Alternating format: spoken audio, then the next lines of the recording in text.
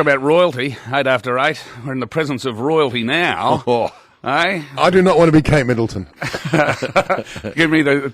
Trust me, there's little chance that you will be. Matt Preston and George Colombaris join us because MasterChef returns this Sunday evening at 7:30. Thanks for coming in. You've got your exciting venture about to kick off in Kew Junction as well, George. That's right, yeah, St Catherine's, which is exciting. Yeah.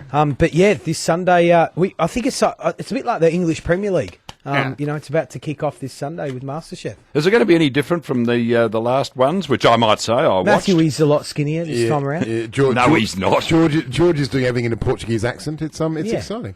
No. It's pretty much more of the same. But we just try to step it up a bit. So get some helicopters in and some better cooks in terms of visiting chefs but also bring it back. I think the thing about this series is bringing it back a bit more to home. We did discover last year that some of our contestants didn't know how to bake a scone or make a sponge cake. So there's a lot more of that kind of bush cookery stuff, the sort of stuff your grandmother did, thrown in to make sure they've got those skills as well as plating beautifully. Is this whole series in the can, or No, halfway through. Halfway through? Halfway through, yeah. So where are you going to be in Australia? Just in We've had three. This filmed in Sydney, but we had 3 interstate trips planned for this year and 2 overseas trips. So a lot more overseas. We stumbled into a conversation about this time last week on what it is that if it's on the menu at a restaurant, you'll always order it. Yes. For me, it's always figs. If I see figs on the menu, I'll always have figs. What's it for you? Look, I think suckling pig is one. I think anything with the word crispy in it. The magic word is crispy. If it's crispy snapper or it's crispy suckling pig, you can order it. So for me, it's ironic. It's actually the word crispy rather than an ingredient. What about you, George? Oh, geez. Anything with fat, really. Duck fat, chicken fat. Matt Preston.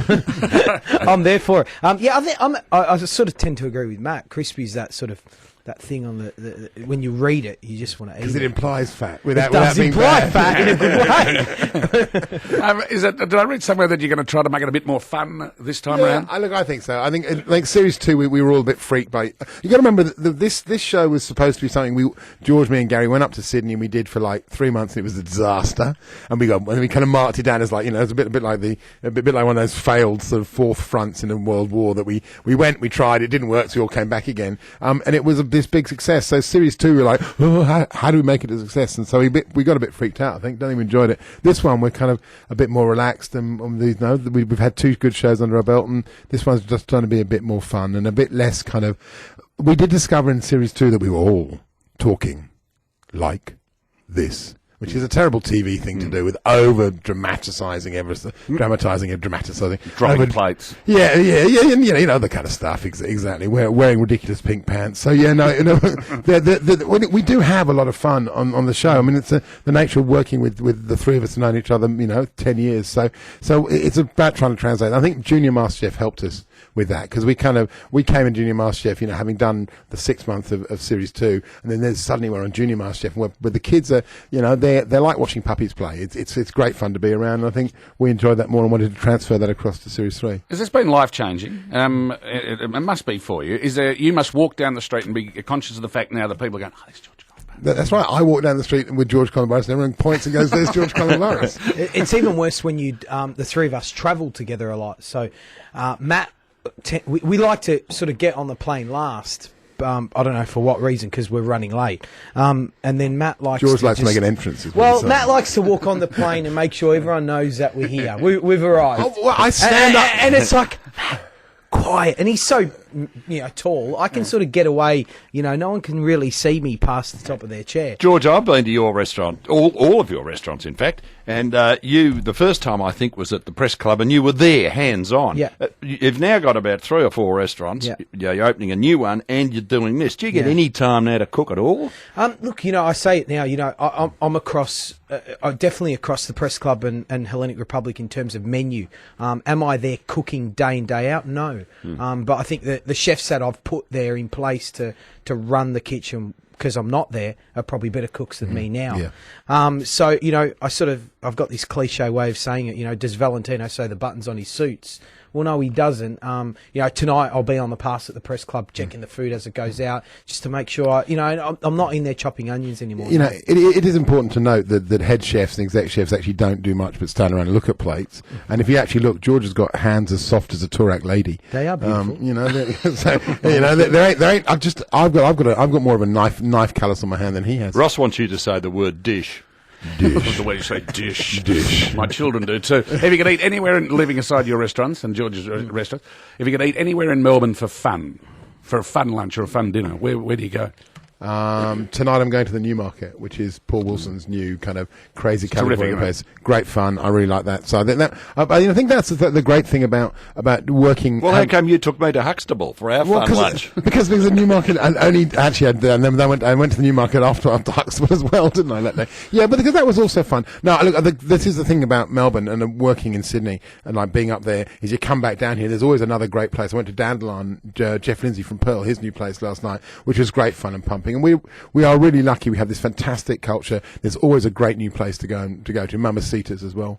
Oh, look, yes. I mean, apart from all the new places Matt's mentioned, there's a lot of great places out there in Melbourne, like DOC for me in Carlton. I love that place because it's great pizza. It's fun. I love the fact that I think 99% of the waiters are Italian. And don't speak any English, and it's really cool. Mel, we are so lucky here in Melbourne. I've just spent a week in Greece, eating in Athens at their top restaurants, and for the locals, they struggle to find sort of a half a dozen for me to go to, where I could bring them here to Melbourne and go. No problem. Have you got 2 weeks? Because that's how long we're going to need. But I think what's interesting about the place we both mentioned is none of them are the expensive top end of town places, and I think that's the great thing about Melbourne. It really the thing you appreciate when you go overseas and you come back is how many great places you go and have really good food and not pay a vast amount of money for. Tell us trends. Have you know what's a coming trend Matthew, in food? Come on, we know what trend is right now. Hey, sweet corn. Sweet corn, whole corn on the cob is everywhere. It's all about stoner food now. Yeah, stoner food. It's all about stoner food. Stoner food. Well, it's basically fried stuff with mayonnaise. It's the sort of stuff that students would make at 3 a.m. after they've been chuffing marijuana. Soft white buns with crispy pork schnitzel and coleslaw and Gee, what's happened to all the froth and smoke? Gone. That's so Gone. Either of you been to Ebulla?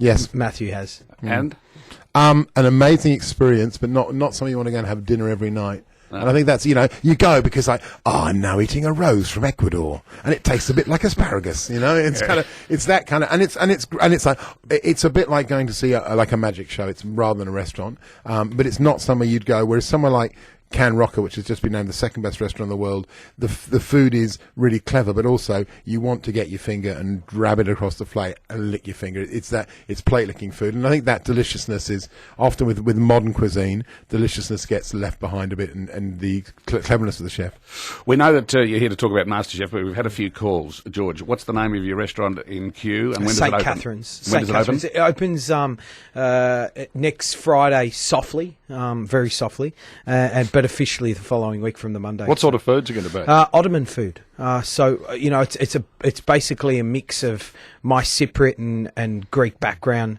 and my partner Shane Delia from Maha, his Lebanese Maltese background. So we're going to fuse the two together. Have a lot of fun. There's these 3 amazing kitchens downstairs. A Turkish grill that we've built from scratch out of Perth. And brought it over. A baking area where we've got 2 Turkish bakers out of Turkey baking things like lahmacun, spanakoppites, pulling our own phyllo, and then so it's exciting. It's the first sort of collaboration. I mean, Maha's Shane's menu. I don't get involved in that. Where this is the 2 of us, and can't wait. Hey, listen, the new series starts this Sunday at 7:30. Have fun. Thanks for coming in to talk to us, and we'll Thank you for having us. probably stroll through the front door of St Catherine's at some stage. Hopefully.